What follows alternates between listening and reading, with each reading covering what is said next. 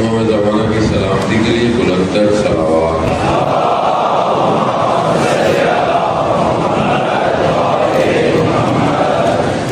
لا حول ولا قوة إلا بالله العلي العظيم۔ حسبنا الله ونعم الوكيل، نعم المولى ونعم النصير۔ أعوذ بالله من الشيطان الرجيم، بسم الله الرحمن الرحيم۔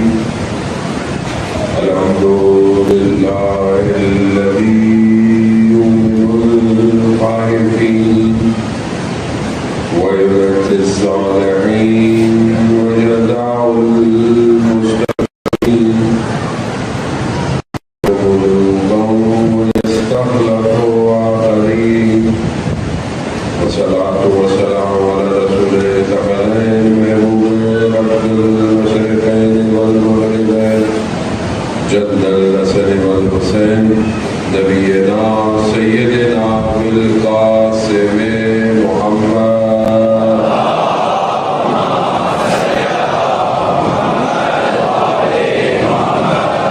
وعلى آله الطيبين الطاهرين المعصومين، لا سيما بقية الله بالأرضين به وأرواحنا لتراب مجتمع البدع، واللعنة الله على أعدائهم أجمعين۔ بسم الله الرحمن الرحيم۔ رب اشرح لي صدري ويسر لي أمري واحلل عقدة من لساني يفقهوا قولي، أما بعد فقد قال سبحانه وتعالى في كتاب الحكيم والقرآن المجيد: ألا بذكر الله تطمئن القلوب۔ صلوات الله۔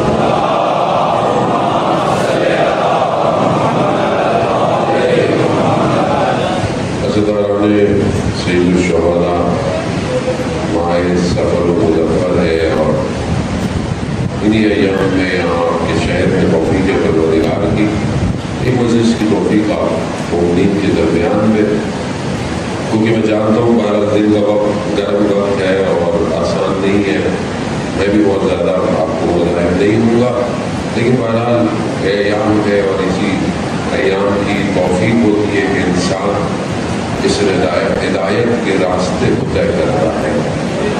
مجلس سید الشہداء ایک واحد ایسا در ہے کہ جو سب کے لیے کھلا ہوا ہے۔ یہاں انسانیت کی بقا کی گفتگو ہوتی ہے، کیونکہ امام نے جو قدم اٹھایا تھا وہ بشریت کی بقا کا قدم تھا، وہ کسی فرقے کے لیے کسی مذہب کے لیے نہیں تھا، وہ انسانیت کی بقا کا پیغام تھا، اور آج تک یہ پیغام جاری اور ساری ہے۔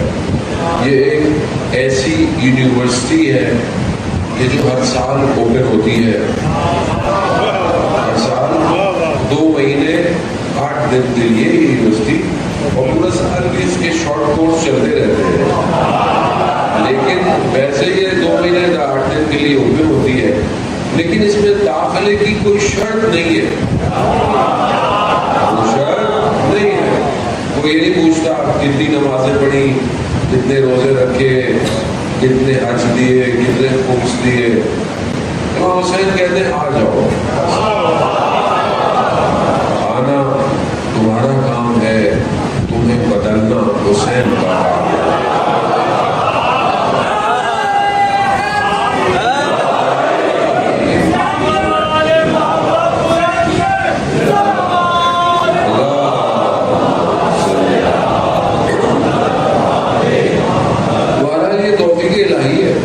اسے نعمت الہی سمجھے۔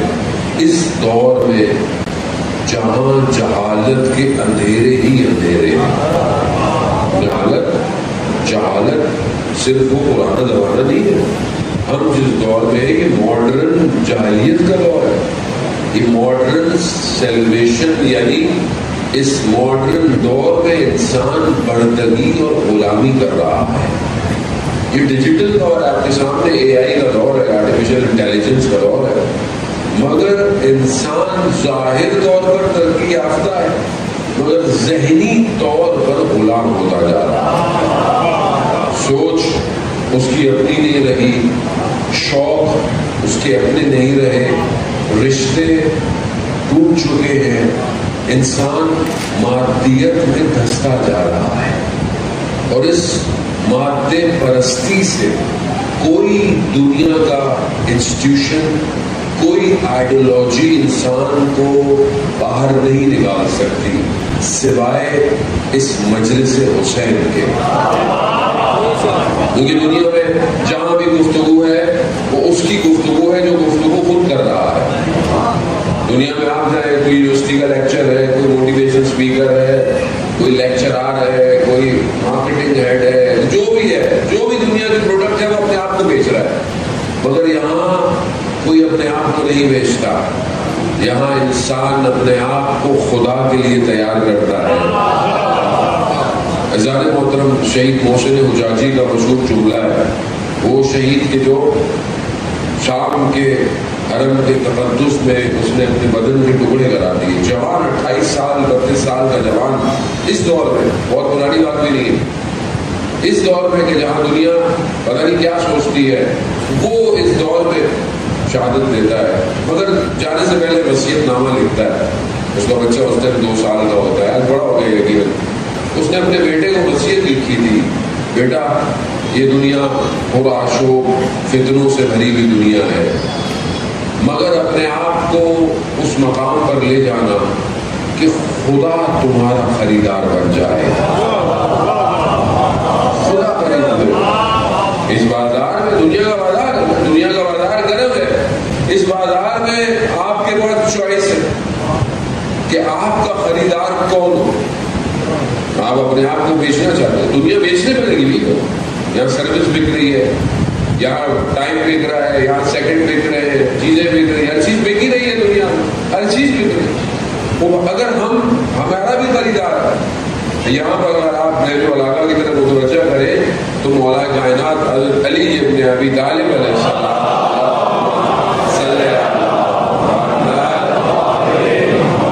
امام ارشاد فرماتے ہیں کہ کم سے کم تمہارے نفس کی قیمت جنت ہے، کم سے کم، زیادہ نہیں ہوگی، کم سے کم، یعنی اگر اپنے آپ کو اپنے نفس کو بیچنا چاہتے ہو، کم سے کم قیمت جنت ہے۔ یعنی اس دنیا کی خواہشات، اس دنیا کی ہوس اور لالچ میں اپنے آپ کو مت بیچو۔ یہ نفس جو انسان کا نفس ہے، اصل میں یہی سب سے بڑی مشکل ہے۔ انسان باہر دیکھتا ہے کہ دشمن ہے، دشمن جو باہر ہے وہ شیطان ہے، ابلیس ہے، یقیناً اس میں کوئی شک نہیں۔ قرآن کہہ رہا ہے تمہارے لیے عدو مبین، کھلا اور آشکار دشمن ہے، ابلیس تمہارا دشمن ہے۔ مگر ابلیس کا کام کیا ہے؟ ابلیس آپ کو ہاتھ پکڑ کے اڑ کے لے کے جاتا ہے، ابلیس کا کام پینیٹریشن ہے، نفوذ ہے، وہ آپ کے اندر وسوسے کریٹ کرتا ہے، اور یہ وسوسوں کو جب آپ لبیک کہتے ہیں، اوکے کرتے ہیں، تو پھر یہ آپ کے اندر ایک چین کریٹ کر دیتا ہے، اور اس چین کے اندر آپ کے وہم، آپ کے خیالات آپ کو ڈائریکشن دینا شروع کر دیتے ہیں۔ وہ نفس ایسی چیز ہے، اگر اس کی تربیت نہ کی جائے تو یہ نفس انسان کو کھا جاتا ہے۔ میں اس کی مثال آپ کو مولانا رومی نے، مولانا رومی کو آپ جانتے ہیں کہ بہت بڑے شاعر اور تمثیلات سے جو ہے وہ انہوں نے اپنی حقائق کو، حقیقتوں کو اور اسلامی حقائق کو مثالوں سے بیان کیا۔ تو وہ بیان کرتے ہیں کہ ایک شخص بغداد سے جو ہے وہ باہر جاتا ہے اور کہیں دیکھتا ہے کہ ایک سانپ ہے بڑا سا، لیکن سانپ جو ہے وہ برف جگہ ہے یا کسی جگہ کسی وجہ سے برف نے اس کو فریز کر دیا، جم چکا۔ اب اس نے دیکھا کہ اتنا سمجھا کہ سانپ مر چکا، اس میں ڈنڈی ہاتھ میں پکڑی اور اس کی دم پہ ماری، اس نے ہلائی نہیں، پھر سر پہ ماری، وہ بھی نہیں ہلا۔ یہ سمجھ گیا کہ یہ سانپ جو ہے وہ مرا ہوا ہے، لیکن سانپ مرا ہوا نہیں تھا، سانپ اس برف سردی کی وجہ سے فریز ہو چکا تھا۔ اب اس نے سوچا کہ بھائی اچھا موقع ہے، میں سانپ کو لے جاتا ہوں اور بازار میں جا کر لوگوں کے آگے شوختا بازی کروں گا، دکھاؤں گا کہ دیکھو میں نے شام کو یہ مارا وہ مارا، لوگوں کو جمع کروں گا پیسے سے، بس اسی حوث اور خواہش میں شام کو اٹھاتا ہے، اپنے گلے میں ڈالتا اور چل پڑتا ہے. ابھی تو شام سرد ہے یا یعنی فری ہوا رکھتا ہے، جیسے رکھتا ہے جگہ گرم تھی، آہستہ آہستہ شام میں گرمی آنا شروع ہو جاتی ہے. اب یہ بڑی بڑی باتیں، یہ کر دیا میں نے وہ کر دیا، شام کی روح ہلنا شروع ہو جاتی ہے. اسے سمجھ میں نہیں آتا کیونکہ یہ ایک اپنی حوث کے اندر ہوتا ہے. جتنی دیر میں سانپ پورا صحیح ہوتا ہے، سب سے پہلے سانپ اس کو ڈستا ہے. جب اس کو ڈستا ہے یہ وہی لکڑی کی طرح خشک ہو کے مر جاتا ہے. لوگ بھاگ جاتے ہیں. مولانا رومی فرماتے ہیں نفس ہمارا سانپ ہے، اسے فریز رکھو، جما کے رکھو. کس سے؟ تقوی کے ذریعے سے. تقوی کے ذریعے سے نفس کو فریز رکھو. جہاں تم نے تقوی چھوڑا یہ سانپ حرکت میں آ جائے گا اور یہ سب سے پہلے آپ کو نشے گا. نفس ایسے ہی ہے. کوئی شخص یہ نہیں کہہ سکتا کہ او مجھے کچھ نہیں ہوتا. نہیں، ایسا کوئی نہیں ہے. آپ بولے کہ میری اتنی عمر ہو گئی، میرا تجربہ نہیں ہے. جانے محترم، ابلیس کسی کو نہیں چھوڑتا. ابلیس کسی کو بھی نہیں چھوڑتا سوائے صالحین کے، جو اس میں خود کہا ہے قرآن کے اندر. قرآن کی آیت ہے نا کہ بھائی میں صالحین کے علاوہ، اس کے علاوہ سب کو.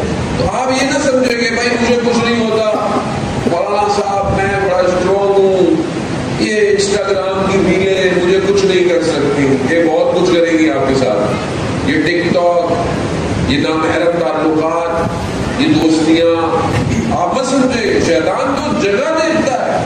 شیطان ہمارے اباؤ سے واقف ہے. شیطان کو میرا ڈی این اے پتا ہے کہ اس کے دادا کہاں سے نقصان کھاتے تھے. اس کو پتا ہے شیطان کو، یہ وہیں سے آتا ہے میرے پاس. اس کو پتا ہے کہ اس خاندانی کمزوری کیا ہے. ایسے تھوڑی ہے ابلیس ایک کھلا دشمن ہے، اللہ کے مقابلے میں آیا ہے. ہر نبی کو ٹف ٹائم دیا ہے ابلیس نے. آسان نہیں ہوا. نبوت دین پھیلانا آسان نہیں تھا. جانے ہوتا تبلیغ آسان نہیں ہے. آج آپ اپنے بیٹے کو نصیحت نہیں کر سکتے. یہ تو حالت ہو گئی ہے. بیٹے کو کچھ کو ناراض ہو جاتا ہے. جنریشن گیپ آ جائے تو آگے سے کہتا ہے آپ کو کیا پتا، آپ کا زمانہ کوئی اور تھا، ہمارا زمانہ کوئی اور ہے. تو آپ سوچیں انبیاء نے کیسے تبلیغ کی ہوگی. سامنے فرعون ہے، شداد ہے، نمرود ہے، حامان ہے. تبلیغ آسان ہے؟ تبلیغ مشکل ہے. اللہ کی طرف بلانا مشکل. سب سے پہلے نفس انسان کا ریپلشن کرتا ہے، پھینکتا ہے چیزوں، ایکسپٹ نہیں کرنے دیتا. تقوی کے ذریعے سے، پرہیزگاری کے ذریعے سے اپنے نفس کو فریز رکھو، جما کر رکھو. تقوی کیا ہے؟ تقوی مشکل کام نہیں ہے. اور لفظ ایسا ہے کہ ہم سنتے رہتے ہیں، اور بہت سارے لفظ ایسے ہیں جو ہم بچپن سے سنتے ہیں لیکن ہمیں سمجھ میں کبھی نہیں آیا. تقوی بھی ان میں سے ایک ایسا ہی ہے. اور تقوی اختیار کرے. ماہ مبارک کے رمضان میں جو آیت ہم اکثر سنتے ہیں، پڑھتے ہیں کہ پروردگار کا کتب علیکم الصیام، ہم نے تمہارے لیے بھی روزوں کو واجب کیا جیسے تم سے پہلے والی امتوں پر، قوموں پر واجب کیے تھے. کیوں؟ لعلکم تتقون، شاید تم تقوی. اور قرآن کے لیے بھی ہے کہ قرآن ہدی للمتقین. کتنی جگہ دیکھیں تقوی ہے. قرآن کس کو ہدایت دے گا؟ شرط کیا ہے؟ پہلے تقوی اختیار کرو، متقی کرو. روزہ بھی اسی کو کامیابی دیتا ہے جو جانے موت ہوتی. تقوی ہے کیا؟ مطلب کبھی میں نے اس کے بارے میں سوچا یہ کیا ہے تقوی. تقوی کہتے کسے؟ سادی سی بات ہے، مشکل نہیں ہے. ورگیوں نے مشکل بات کیا، بڑا ایزی ہے. اللہ نے جن کاموں کو انجام دینے کا کہا ہے اسے انجام دو. جسے کہا ہے چھوڑ دو، چھوڑ دو. یہ تقوی ہے. بس یہی تقوی. تقوی مشکل بات، ہاں اس کے سٹیجز ضرور ہیں، اس کے سٹیجز ہیں، لیکن بیسک یہی ہے. یعنی پرہیزگاری اختیار کرو. پرہیز کس سے؟ کھانے سے. بھئی آپ جب مریض ہوتے ہیں، اللہ نہ کرے کہ مریض ہو، تمام مریضوں کو خاص طور پر بچے دعا کی اپنی بہن کے لیے کہ وہ چل نہیں سکتی ہے، اور آپ نے مطال تمام مریضوں کو اور خاص طور پر اس بچی کو شفا اور صحت کاملہ اور عاجلہ عطا فرمائے. ایسا تو خدا خاصا انسان مریض ہو جائے انسان، تو آپ کو ڈاکٹر کیا بولتا ہے سب سے پہلے؟ تو پرہیز کرو. آپ کرتے ہیں کہ نہیں کرتے؟ کیوں کرتے ہیں؟ کیونکہ ڈاکٹر بہتر جانتا ہے اور بدن کی بیماری کا علم آپ کو ہو چکا ہے. اور جس کو علم نہ ہو وہ پرہیز کرتا ہے؟ نہیں کرتا. اسی طرح روح کی بھی بیماریاں ہیں، اور روح کی بیماریوں کو صحیح کرنے کے لیے پرہیز کی ضرورت ہے. تو کون بتائے گا؟ روح کا تو کوئی ڈاکٹر ہمیں ملتا ہی نہیں. بابے ملتے ہیں وہ کہیں اور لے جاتے ہیں. دنیا بابوں پہ چل رہی ہے نا. ذرا سا کچھ پرابلم ہو جائے مولانا صاحب جادو ہو گیا. سارے جادو یہی ہوتے ہیں پوری دنیا میں، ہمارے پاس ہی ہوتے ہیں. ذرا سا فون ہو گیا جادو، فلانا ہو گیا. تو بھائی آپ اپنے زندگی کے اعمال تو دیکھو، اپنی چیزوں کو تو دیکھو. ایک شخص جو ہے اس کا کاروبار بینکرپٹ ہو گیا، بہت بڑا کاروبار ختم ہو گیا، سب ختم ہو گیا. ایک بزرگ کے پاس گیا، اس نے انہوں نے دیا. کچھ دنوں بعد دوبارہ بازار میں بزرگ کو دیکھا، ان کہا کہ آپ نے کہا تھا میرا تو کچھ بھی نہیں ہوا. تو ایک اور ہستی ساتھ چل رہی تھی اور وہ رجب علی خیاط تھے جو بہت بڑے عارف تھے. کہا کہ ان کے پاس جاؤ. ان کے پاس گیا، کہا کہ ایسا ایسا ہو گیا اور میں نے بڑا عمل کر لیا بڑا عمل. لیکن انہوں نے کہا جتنی بھی دعائیں کروا لو، کام کر لو، تمہارا کچھ نہیں ہونے والا. کہا کیوں؟ کہا 6 مہینے ہو گئے تمہاری بہن کا شوہر دنیا سے چلا گیا، اور اس 6 مہینے میں تم نے ایک دفعہ بھی اپنے یتیم بھانجوں کے سر پہ ہاتھ نہیں رکھا. ان کا کیا کرو؟ ہم کے پاس جاؤ، ان کا دل خوش کرو، ان کو راضی کرو. جو اتنے چلو دعاؤں عبادت سے کچھ نہیں ہوا، وہ یتیموں کے سروں پہ ہاتھ رکھنے سے خدا نے کاروبار. بعض اوقات ہماری مشکلات ہماری اپنی ہیں، تو آپ اپنی روح کو سمجھنے کی کوشش کریں. جانے محترم، انا للہ و انا الیہ راجعون ہے. کیا اللہ سے طرف سے کیا آیا اوپر سے؟ کیا چیز آئی ہے؟ بدن تو یہی رہ جائے گا. اس کو آپ جتنا خوبصورت بنا لیں اچھی بات ہے، صاف ستھرے رہے، اچھا لباس پہنے، خوشبو لگائے، سب کریں، آپ اچھے رہیں، جتنا اللہ نے آپ کو دیا ہے اس حساب سے رہیں. لیکن جتنا بھی خرچ کر لیں اس بدن کے اوپر، یہ بدن یہی رہ جائے گا. جو چیز واپس جائے گی وہ آپ کی روح ہے. وہ جو واپس جائے گی اس کو آپ نے کتنا اچھا کیا، اس کو کتنا برانڈڈ کپڑوں سے سجایا، کتنی پرفیوم لگائی ہے اس کو، کتنی لگائی ہے. ہم مادے میں بسے ہوئے ہیں، ہمارا سارا زور طاقت ہمارے حاصل پر ہے. اسی پر ہے جانے کو. اسی لیے تقویٰ ضروری ہے. اور تقوی کے لیے ضروری نہیں ہے کہ اب آپ بوڑھے ہو جائیں، بزرگ ہو جائیں، اب آپ کرسی پہ بیٹھ کے نماز پڑھیں تو آپ بولے یار اب تقویٰ اختیار کر دو. ایسا کوئی تقویٰ اللہ نہیں مانگ رہا. اللہ کہہ رہا ہے تقویٰ ہے سب کے لیے، عورت ہو، بچہ ہو، بوڑھا ہو، جوان ہو، بزرگ ہو، سب. تقویٰ ایسے ہی ہے. جوان کو سب سے زیادہ تقوی کی ضرورت. کیوں؟ کیونکہ جوان ہی امام کا سپاہی ہے. وہ امام جو پردہ غیبت میں انتظار کر رہا ہے، اسے بات تقویٰ شخص چاہیے. جب آپ اندر سے پاک نہیں ہوں گے آپ کیسے تو زیادہ محترم بہرحال یا میں آپ کی خدمت میں حدیث لے کر آیا. ایک تو پہلے میں ایک ایڈریس آپ کو دوں اور آپ خود اس پہ کوشش کرنے جائیں گے. دیکھیے بہت امپورٹنٹ ہے، ہم اپنے مولا کو مانتے ہیں لیکن مولا کیوں نہیں مانتے، اور اس بات کو ایکسیپٹ کریں. یہ کوئی ریپلشن نہیں ہے، نہ خدا واسطہ میں اس لیے کہہ رہا ہوں کہ آپ کوئی کم نہیں، آپ بہترین ہیں، آپ کا دل پاک ہے، آپ کو امام حسین نے بلایا ہے، آپ پر نگاہ کرم ہے امام حسین. لیکن آپ اس بات کو ایڈمٹ کریں کہ میں اپنے آپ کو کہہ رہا ہوں کہ میں وہ نہیں کر پا رہا جو میرے مولا چاہتے ہیں. اس کی سب سے بڑی وجہ میں وہ نہیں پڑھ رہا، میں وہ نہیں سن رہا جو میرے مولا نے کہا. نہج البلاغہ کیا کون سی کتاب ہے؟ ابھی کسی شیعہ سے پوچھو، کیا بہترین کتاب ہے بھائی، فصاحت اور بلاغت، اس سے بہترین کتاب. کتنی دفعہ پڑھی، کتنی دفعہ کھولی،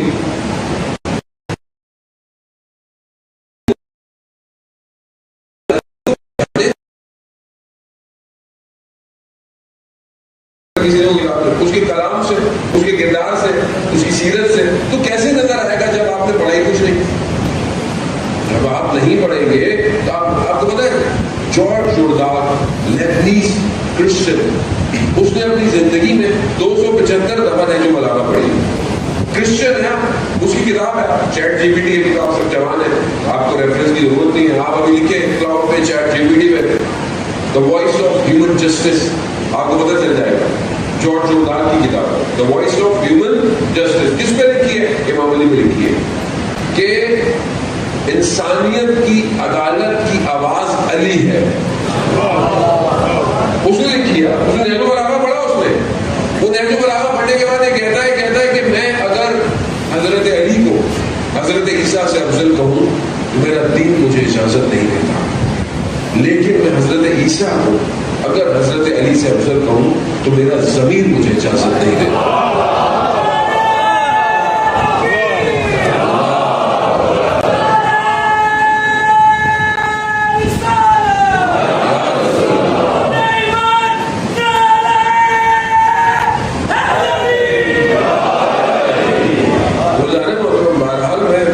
اس لیے یہ نہج البلاغہ انسان بہرحال اپنی زندگی میں دیکھے. تو ایک کرسچن ہوتے ہوئے وہ نہج البلاغہ اتنا پڑھ رہا ہے، ہمارے پاس زندگی میں فرصت نہیں ہے. اس لیے میں بہرحال میں بات نہیں کرنا چاہتا. میں بھی آپ کو جو ہے وہ نہج البلاغہ کا وہ حصہ کہ جو خاص طور پر امام نے متقین کے لیے بیان کیا ہے، اس میں سے ایک حصہ میں بہرحال آپ کی خدمت میں بیان کروں. ایڈریس اس کا جو ہے نہج البلاغہ میں خطبہ نمبر 190 ہے. کسی پرنٹ میں ہو سکتا ہے کہ اوپر نیچے ہو جائے، لیکن اگر آپ شیئر ٹول کٹ آپ کے پاس ہے تو میں اسی میں سے ہی آپ کو دیکھ رہا ہوں. اور اگر مجھے حدیث کچھ اور بیان کرنی تھی، لیکن آپ کے اذان عالی نے مجھے اتنا معطل کیا کہ میں خود امام علی کے اقوال آپ کی خدمت میں بیان کروں. صلوات علی محمد وعلیہ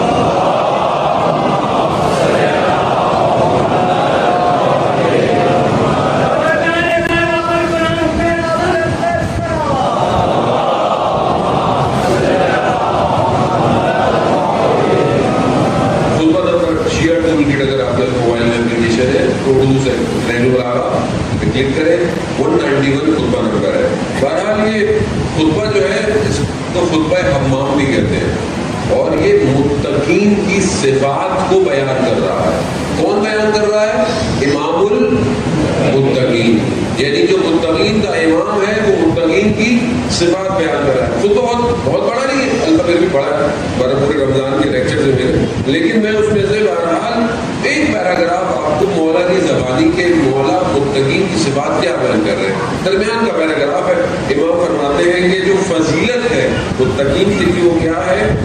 وہ جو پرہیزگار ہے، کیونکہ ان کی گفتگو ایک بیلنس گفتگو ہے، یعنی نفی تلی گفتگو کرتے. جب یہ گفتگو کرتے ہیں تو نفی تلی گفتگو کرتے ہیں. یہ جو پہنتے ہیں اس میں یہ بیانہ روی اختیار کرتے ہیں، اور ان کی چار ڈھال میں عجز اور خدا کے آگے جھکنا پایا جاتا ہے. یعنی گفتگو بیلنس ہے، لباس بیانہ ہے، چلنا پھرنا ایسے جس میں عجز، یعنی خدا کے آگے انسان جھکا ہوا، تکبر نہ ہو اس کے اندر چلنے پھرنے میں. پھر امام فرماتے ہیں اللہ کی حرام کی ہوئی چیزوں پر یہ آنکھیں بند کر دیتے ہیں. متقین کی صفت ہے. اگر ہم ان الفاظ کو اپنی زندگی میں شامل نہیں کریں گے تو روز محشر امام علی کو کیا چہرہ دکھائیں گے؟ وہ انسان اپنی زندگی میں محنت تو کرے. کیسے؟ آپ دیکھیں، آپ کہیں میں مولا کا ماننے والا ہوں، لیکن کمال یہ ہے کہ مولا کہے کہ یہ میرا ماننے والا ہے.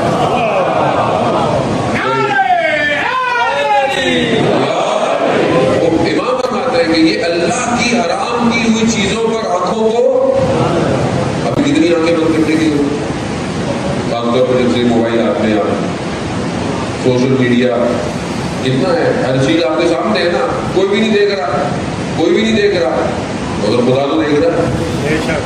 امام فرماتے ہیں اللہ کی حرام کی ہوئی چیزوں پر اپنی آنکھوں کو بند کر دیتے ہیں اور فائدہ مند علم پر اپنے کانوں کو دھرتے ہیں. یعنی جو فائدے کی بات ہے علم ہے اس پر کافروں کو ڈرتے ہیں. ان کے نفس زحمت اور تکلیف میں ویسے رہتے ہیں جیسے یہ آرام اور آسائش میں رہتے ہیں، یعنی ان کی اسٹیٹ چینج نہیں ہوتی. اور ایک اور بھی امام نے جگہ فرماتے ہیں کہ مومن متقی وہی ہے کہ جسے کچھ مل جائے تو وہ بہت خوش نہیں ہوتا، اور جس سے کچھ چھن جائے تو وہ افسوس نہیں ہے. تو ان کے نفس اسی زحمت میں مشقت میں رہتے ہیں جتنا وہ آرام اور آسائش میں رہتے ہیں. پھر امام فرماتے ہیں کہ اگر بس آپ کو نے اور آپ سے خطبے کو میں کام کروں انشاءاللہ آپ جوان ہیں فرصت ہے آپ کے پاس، آپ اس کو پڑھیے گا. امام فرماتے ہیں کہ اگر ان کی مقرر کردہ زندگی یعنی ان کی موت کا وقت معین نہ ہوتا، جو اللہ نے ایک وقت معین ہے سب کے لیے، اگر ان کی زندگی اور موت کا وقت معین نہ ہوتا تو شوق ثواب میں یعنی ثواب کے شوق میں اور عذاب کے خوف سے روحیں ان کے جسموں میں پلک جھپکنے کے لمحے تک بھی نہ رہتی. متقین کی صفات میں جانے یہ امام علی نے متقین کی صفات میں وہ آپ ہم اپنے آپ کو دیکھیں ہم کہاں کھڑے ہوئے. آج جمعے کا دن ہے، ظہور کا متوقع دن ہے، اور امام کس کا انتظار کر رہا ہے؟ تقویٰ کا اختیار کرنا ہے، کچھ بھی کر لینا. تو کیا میری ایسی کیفیت ہے کہ شوق ثواب میں یعنی اللہ سے ملاقات کے شوق میں سید الشہداء نے کربلا کی طرف جانے سے پہلے مکہ میں احرام میں حج میں تھے اور حج کو عمرے میں تبدیل کیا اور اپنے احرام کو توڑ دیا، چھوڑ دیا. امام نے کیا فرمایا نکلتے ہوئے؟ امام نے ایک فارمولہ دیا اس وقت اپنے خطبے میں کہ اگر کوئی میرے ساتھ چلنا چاہتا ہے، جانا چاہتا ہے، اور ابھی نہیں قیامت تک کے لیے فارمولہ دیا، صرف امام حسین کے نہیں، جس امام کے ساتھ بھی اگر کوئی جانا چاہتا ہے تو امام نے فارمولہ دیا. پہلی چیز، اگر تم اپنی قربانی دے سکتے ہو، اپنے خون کا بذل کر سکتے ہو، کر سکتے. سب سے زیادہ امپورٹنٹ چیز کیا ہے انسان کے لیے؟ خود ہے. اب یہ ساری آسائشیں، یہ ساری چیزیں جو زندگی میں کر رہا ہے کس کے لیے کر رہا ہے؟ اپنے لیے کر رہا ہے. یعنی انسان اتنا خود غرض ہے کہ بعض اوقات اپنے رشتوں کو چھوڑ دیتا ہے. سب سے پہلے امام نے ڈیمانڈنگ اپنی کر دی اس سے، اپنی قربانی دے سکتے ہو. پہلی شرط امام نے لگائی، میرا مال، میرا گھوڑا، میری تلوار. امام نے منع کیا رستے میں لوگوں کو. کئی شخص ملے، بولا گھوڑا لے جائیں، بولا تلوار لے لیں. امام نے تمہارے گھوڑے تلواروں کی ضرورت نہیں ہے، تمہاری ضرورت ہے. تو امام نے کہا اپنی قربانی کر سکتے ہو پہلی. دوسرا، لقاء اللہ چاہتے ہو، اللہ سے ملاقات چاہتے ہو، اللہ سے ملنا چاہتے ہو. اب آپ بولے کہ مولانا اللہ سے کہاں ملے؟ اللہ کو جگہ پہ تھوڑی ہے، وہ اللہ سے ملنے کے لیے جگہ کی ضرورت تھوڑی ہے. وہ اللہ کسی جگہ پہ تھوڑی ہے، اللہ تو ہر جگہ ہے، لیکن اپنے وجود کو اس کی طرف توجہ کرنا ہی لگا اللہ ہے. یعنی اپنا سب کچھ اس کی بارگاہ میں پیش کرنا لگا اللہ ہے. تو کیا ہمیں اللہ سے ملاقات کا شوق ہے؟ اللہ ہے ہماری زندگی. مسلمان ہیں ہم لوگ، اللہ ہمارے پاس نہیں ہو تو کس کے پاس ہو؟ مگر ہے کہاں؟ مسجد میں. اگر جاتے ہیں تو امام بارگاہ میں، اور باہر چھٹی کر لیں، گلی بازار میں، شاپنگ سینٹر میں، مال میں، گھر میں، تنہائی میں، خلوت میں، وہاں اللہ چلا گیا. آج اللہ عثمان بحثیت فرماتے تھے اگر کسی کو خدا کے وجود کا احساس ہو جائے تو وہ کبھی بھی گناہ نہیں کرتا. امام حسین خدا سے ملاقات کے لیے لے کے جا رہے ہیں، آؤ میں تمہیں خدا سے ملاقات کروں، آؤ. یہ دوسری شرط ہے. تیسری، ترک دنیا کر سکتے ہو، دنیا کو چھوڑ سکتے ہو. دنیا کو چھوڑنے کا مطلب یہ نہیں ہے کہ آپ پہاڑوں میں چلے جائیں، جنگلوں میں چلے جائیں. نا، ترک دنیا یعنی دنیا ہو مگر تمہارا دل دنیا میں نہ ہو. جب امام بلائیں تو تم یہ مت بولو کہ مجھے گھر جانا ہے، میرے بچے ہیں، میرا وہ ہے. یہ تو آدمی نہیں جا سکتا. وہ شخص جو امام حسین علیہ السلام کے ساتھ تھا، اس نے کہا چلے بصرہ میں 1000 لوگ ہیں جن کے پاس تلواریں ہیں. انہوں نے کہا نہیں، ہم تو اپنا ارادہ کر لیے، جہاں ہیں وہیں جائیں گے. کہا اچھا مجھے اجازت دے میں گھر جاؤں اور اپنے گھر والوں کا نام نفقہ کر لوں. امام نے کہا مرضی تمہاری، مگر خیال کرنا کہیں دیر نہ ہو جائے. چلا گیا بصرہ، گھر پہنچا، روزے نے پوچھا کیا ہوا؟ کہا آل رسول ادھر. کہا تم کیا کرنے آئے؟ کہا ہمیں تم لوگوں کا نام نفقہ کرتے. زوجہ نے نوش لیا اس. کہا تمہیں اپنی اولاد کی فکر تھی؟ رسول کی اولاد تو کربلا میں ہے. بہت شرمندہ ہوا، معافی مانگی. کہا کہ رات گزر جائے کسی طریقے سے. اگلے دن بصرہ میں پہرے لگ گئے اور واقعہ کربلا ہو گیا. ایسے ہماری اٹیچمنٹس کیا ہیں؟ ہماری نفس کی کھچاؤ ادھر.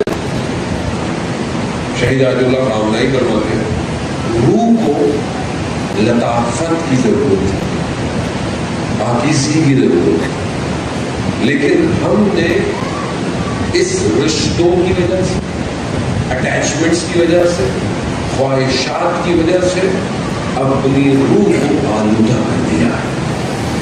کیسے جائے گی جب یہ اتنی بھاری ہے کہ فجر میں نہیں اٹھتی، فجر میں نہیں اٹھنے دیتی ہے.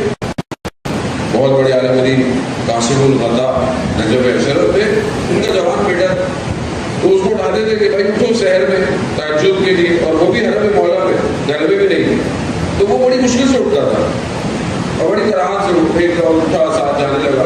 جیسے ہی حرم کے دروازے پر پہنچے تو دیکھا ایک فقیر بیٹھا ہوا شہر کے وقت میں لوگوں سے مانگ رہا. تو قاسم الغطا نے بیٹے سے کہا یہ یہاں کیوں بیٹھا ہے اس ٹائم؟ کہا کہ لوگ اس کو دیں. کہا کیا دیں گے اس ٹائم؟ کہا وہ تھوڑا سا کوئی سکہ مکہ گرم ورم نہیں دے دیں گے. کہا اس کو اتنا یقین ہے رات کے اس پیر نہیں چھوڑ گیا ہے کہ کوئی اس کو سکہ دے دے گا، اور تمہیں یقین نہیں ہے جس نے وعدہ کیا ہے کہ سحر میں اٹھو میں تمہیں کیا دوں گا، بے حساب دوں گا نا، تم اٹھو. کہا وہ دن تھا کبھی بھی ان کے بیٹے نے تہجد کو قضا نہیں کیا. جانے کو یہ سب میں نے آپ کو پرابلم. سولوشن کیا ہے؟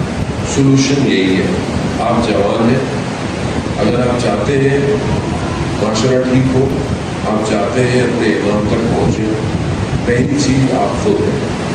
اپنی تربیت کریں، اپنے آپ کو بچائیں مشکلات سے، فساد سے، برائیوں سے. اور اس کے لیے سب سے زیادہ امپورٹنٹ اللہ کی بارگاہ ہے. جب تک آپ کا رابطہ اللہ سے صحیح نہیں ہوگا، اللہ کے نمائندے سے بھی صحیح نہیں ہو سکتا. امام انتظار کرنا، امام، لیکن آج امام کیوں نہیں آ رہا؟ کیونکہ میں تیار ہوں، میری وجہ سے امام نہیں آ رہا. بہرحال وہ ایک قوم، ایک چیز تیار ہو چکی ہے آپ کے سامنے. دنیا کے حالات، جو پولیٹیکل سچویشن، کفر جو ہے وہ پورا جمع ہو کر ایمان والوں کو مارنے کے چکر میں. لیکن اللہ کا وعدہ ہے، اللہ اپنے وعدے کو تبدیل، جس کو اللہ پہ یقین ہو وہ اکیلا ہی کیوں نہ رہ جائے وہ جیتتا ہے. یزید نے بھی یہی سمجھا کہ میں امام حسین کو کربلا میں ختم کر دوں گا، لیکن امام حسین نے نہ صرف کربلا سجائی ہے بلکہ کربلا کا راستہ بتا دیا کہ جو میرے راستے میں چلے گا اسے بھی کوئی ختم نہیں کر پائے. آج آپ کے سامنے ہے یہ شور شرابے، یہ پٹاخے جو پھٹ رہے ہیں، یہ کچھ نہیں ہے. یہ تو ابتدائے عشق ہے، انتہا ظہور ہے. ظہور میں تو بدل کیا کیا ہونا ہے، یہ تو تیاری ہو رہی ہے. یہ میری اور آپ کی چیکنگ ہے کہ ہمیں دیکھا جا رہا ہے کہ تم ادھر کس طرف ہو، حق کے کس راستے پر ہو. کیونکہ ظاہر ہے جب ظہور ہوگا تو میٹھا میٹھا تھوڑی پٹے گا. ظاہر ہے کربلا کا راستہ امتحان کا راستہ ہے، ولایت قیمت مانگتی ہے. تو کیا میں قیمت دینے کو گیا تھا؟ پر اپنے آپ کو بہتر کرنے جوان ہے اور اپنے دل کو پاک کرے. وقت کے ایمان کی نگاہ ہماری طرف. ماہ مبارک رمضان میں کچھ عرصے پہلے ایک عالم دین کی امام زمانہ سے ملاقات ہوئی. امام کی آنکھیں چھوٹی چھوٹی سی تھیں. اس نے پوچھا مولا آپ کی آنکھوں کو کیا ہوا؟ تو امام فرماتے ہیں گریے کی وجہ سے. مولا آپ کیوں گریا کرتے ہیں؟ کہا مجھے کسی اور سے تو امید نہیں ہے، مگر جو میرے لیے الاجل کی دعائیں مانگتے ہیں اور جب ان کے اعمال میرے پاس آتے ہیں تو میں ان کے لیے گریا کرتا ہوں۔ عزیزان محترم، اگر ہم اپنے امام کو خوش نہیں کر سکتے تو کم از کم امام کو رلائے نہیں۔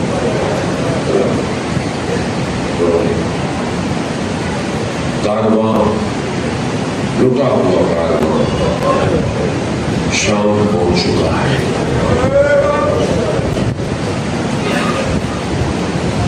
امام سجاد فرماتے ہیں نا کہ جب ہم شام پہنچے تو ہم پر بہت مصیبتیں پڑی، ہمیں چاروں طرف سے گھیر لیا گیا نیزوں کے ذریعے سے۔ وہ جو راستہ تھوڑی دیر کا راستہ تھا، وہ راستہ اتنا طولانی ہو گیا اور اس پر لوگ چھتوں سے ہم پر پتھر پھینکتے تھے۔ امام فرماتے ہیں کہ آگ پھینکی گئی جو میرے امامے پہ لگی اور میرے سر کو بھی چلا گئی۔ کیوں نہ روئے سجاد؟ آسان نہیں تھا، بہت مشکل تھا، مگر میں بہرحال توسل کرتا ہوں کہ جو آپ نے آخر میں مرثیے کے اشعار سنے، اس ایک چھوٹی بچی کے بارے میں، وہ بچی جو روز عاشور، اس کی اتنی عمر نہیں تھی جتنی اس نے مصیبتیں دیکھی، چھوٹی تھی، 3-4 سال کیا ہوتا ہے، صبح سے دیکھ رہی۔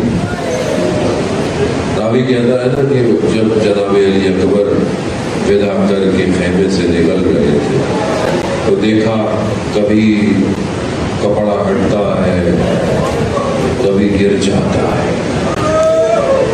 وہ کہتا ہے میں نے غور سے دیکھا ایک چھوٹی سی بچی ہے جو علی اکبر کو روک رہی ہے۔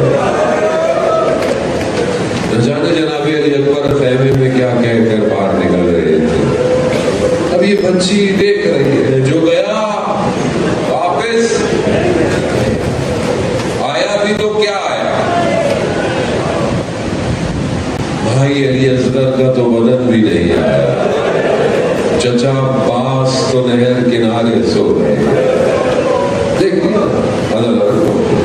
اس درد کو کبھی محسوس کرنا ہو، اللہ نہ کرے اس درد کو ہم محسوس نہیں کر سکتے۔ ایک لمحہ میں بڑی عزیزان محترم بہت مسافت سے یہ بات کر رہا ہوں، ایک لمحے کا بھی لمحہ جو روز عاشور کا، ہم اسے برداشت نہیں کر سکتے، نہیں کر سکتے۔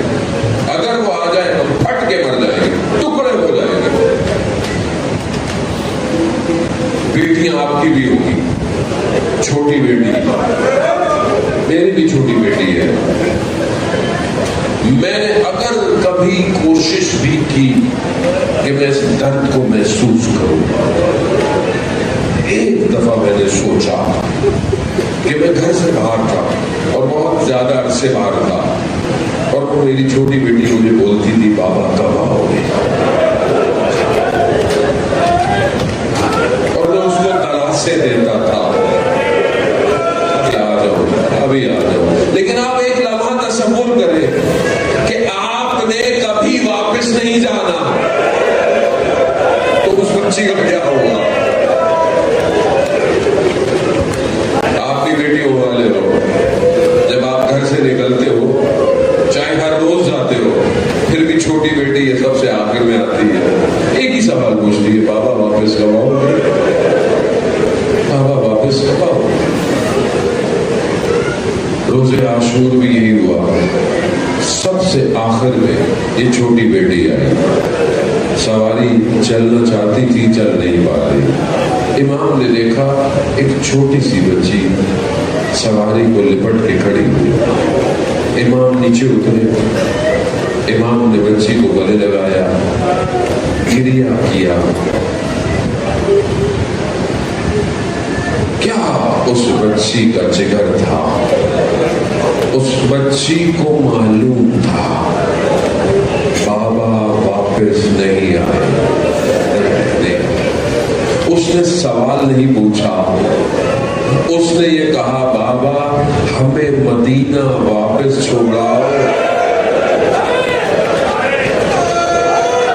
خدا قبول کرے، خدا کیا ہوگا کو قبول کرے۔ بچی شفاعت کرائے گی آپ کی، بچی زیارت کروائے گی آپ کی کربلا کی۔ اور اس بچی نے یہ کہا بابا مجھے واپس چھوڑاؤ، مدینہ چھوڑاؤ۔ امام نے اسے کہا بیٹا اب دیر ہو گئی، مگر امام نے اسے ایک بات کہی جس سے بچی خاموش ہو گئی۔ کیا کہا؟ علماء کہتے ہیں امام نے کہا کہ بیٹا سب سے پہلے ہمارے پاس آؤ۔ بچی خاموش ہو گئی۔ اب بچی انتظار کر رہی ہے، اب میں بابا کے پاس جاؤں گی۔ روز عاشور میں نہیں بیان کرتا مصیبت، ایک چھوٹی سی بچی خیمے پہ کھڑی دیکھ رہی تھی، دشمن نے بابا کی طرف ہجوم ڈالا ہوا دیکھ رہی۔ شام غریبہ میں کیا ہوا نہیں پڑتا، سر بریدہ بدن پر بچی سو گئی، رات تھی، بچی نے بدن نہیں دیکھا۔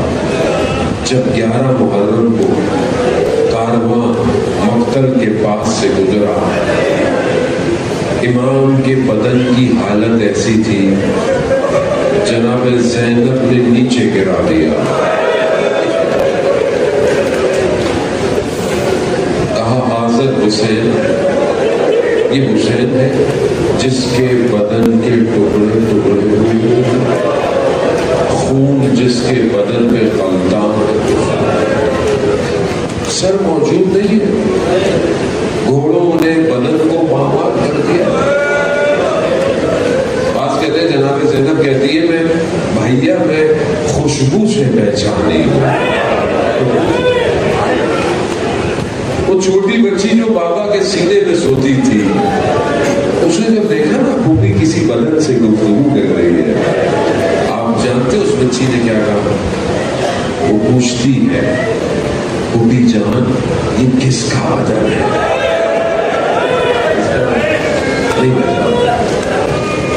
کسی بیٹی کو باپ کا ایسے بدن نہ دکھا، بس مصیبت پڑ لی اللہ نے محترم۔ بس شام کا زندان، شام کا تصور بھی نہیں کر سکتے آپ، سوچ نہیں سکتے۔ وہ بچی جو پورے راستے خاموش تھی، جب زندان میں گئی نا تو خاموش نہیں رہی، بابا بابا بابا بابا، شور بلند ہوا، کہا بچی کو بابا دے دو۔ آپ بھی بہت دنوں بعد گھر جاتے ہیں نا جب، تو چھوٹی بیٹی سب سے پہلے ملتی ہے، یہ ذہن میں رکھیے گا، اور جب ملتی ہے تو شکایتیں بھی کرتی ہے۔